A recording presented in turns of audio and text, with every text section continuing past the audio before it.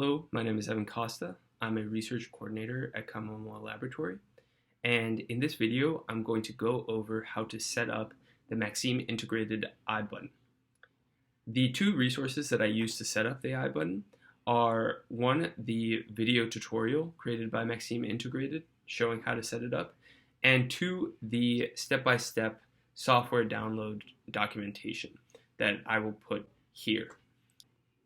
So I highly recommend that you take a look at these resources, maybe before watching this video, or if you get stuck at any points in this video.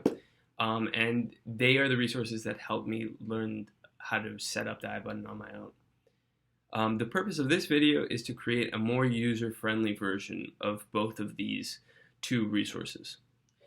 So broadly, how to set up the iButton is, first, you have to download the software and then connect the iButton to that software to then set up what Maxime Integrated calls a mission, which basically means this is a set time where the iButton is going to be collecting data and saving it to its drive.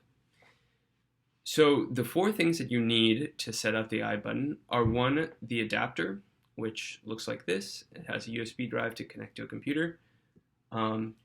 The wire, which connects to the adapter and connects the iButton, where the iButton goes into one of these two sockets. And the iButton itself. For this tutorial, we'll be using the DS1925, which is the first iteration that has non-volatile memory, meaning that if the iButton runs out of battery, it'll still hold and save the data that it collected before. So now we'll be going into how to download the software more specifically. So here I'm searching in Google, setting up iButton, and we can see that those resources I was talking about originally are they come up immediately when searching the tutorial on how to do it. We can see here at the top the four different things that you need to set up the iButton. And here in step one, it says that we need Java on our computer downloaded already. So here it gives you some links where you can download Java. However, most computers don't already have Java on them. So it will be very likely that you don't need to do anything for this step and you can just skip it. In this tutorial, I'm just skipping it because I'm using a regular Windows machine that has Java already on here. So now I'm going to step two, where it brings me to a link where I can click on a page that brings me to the OneWireButton drivers download, which is just the software that we need for the iButton. I click that I'm using Windows 10 and 64-bit download, and then I download the compressed file. I then open the file and uncompress it, and then go to its information inside, click on it, and it takes me to a window that is an installer. Once I get to the installer, it brings me to a page where I can choose what location I want to download the file into. I don't really care what location it is because I can just search it up in the bottom left. And this black pop-up is basically saying, oh, we're going to make changes to your computer, and I clicked yes, okay. So now I've finished downloading the software that we need, and now I'm going to, after downloading the software, I'm going to plug in the adapter. It's very important to plug in the adapter after downloading the software and not any time before or during. So here I am videotaping outside of my computer, and I'm picking up the adapter and I'm plugging it into a USB port inside. So it may take some time for the adapter to load into the software and for the software to set up, because Windows will automatically download the software onto the adapter. So once you've waited an ample amount of time, I would open the this file that I showed, the OneWire viewer file, and it's a .jar file, and then we can see here that in the small text, the pop-up is the adapter that it's recognized. So after we have set up the adapter, what we're going to do is we're going to set up the iButton now. We're going to pop the iButton into one of the sockets for the wire. and we're going to plug in the wire into the adapter.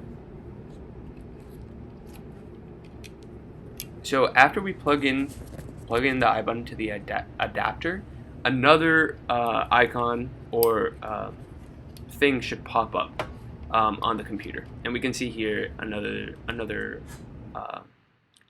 device popped up into the software. And this device is the computer recognizing the iButton.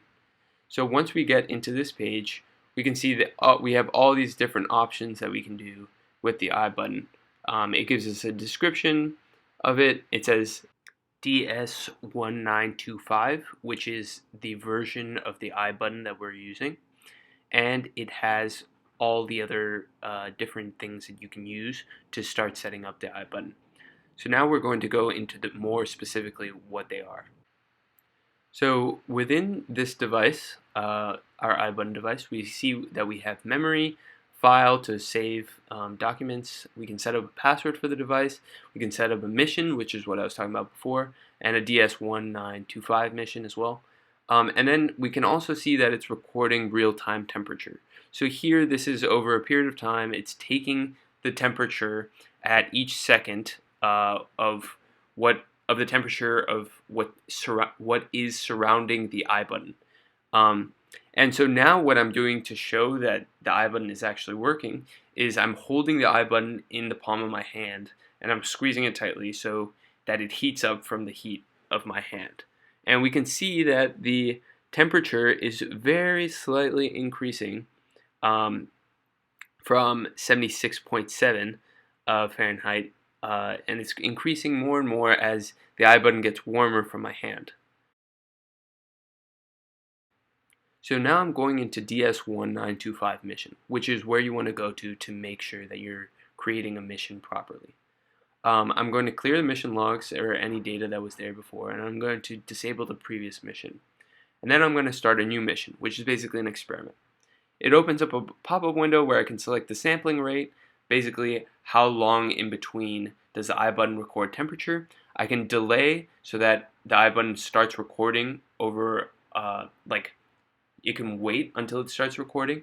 And I can also set up the resolution, which is how fine or how detailed do I want to collect the temperature readings. So here, after I start the mission, it'll show a data temperature log where it shows over time how the temperature is changing, kind of like the real-time temperature.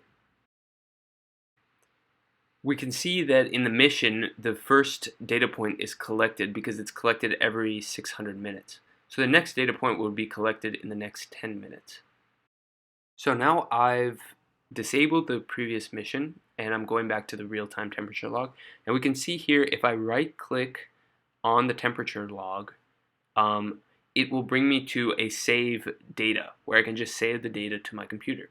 So here it brings me to a window where I can type in what I want the data to be saved as, and it will save it as a CSV file, which I can use to open in many different types of application, like Visual Studio Code, or in a text file, or in Microsoft Excel.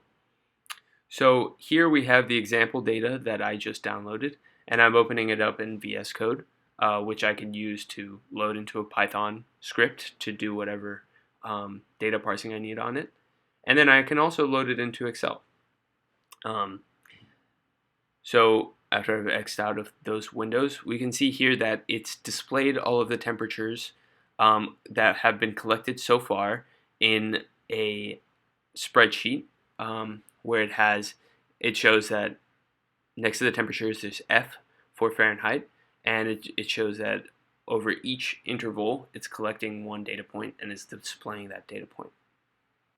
So in this tutorial we went over how to download the necessary software from Maxime integrated and how to set it up and install it on our computer. Then we went over how to set up our device drivers onto our adapter and our iButton.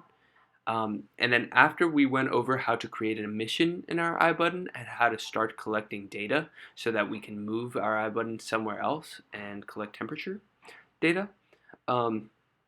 And then lastly, we went over how to download the data that we collected and display it into another application. So now you should be ready to use your iButton and collect data from it, and display it in an Excel file that's ready to use. Thanks for watching, and please feel free to reach out if you have any further questions.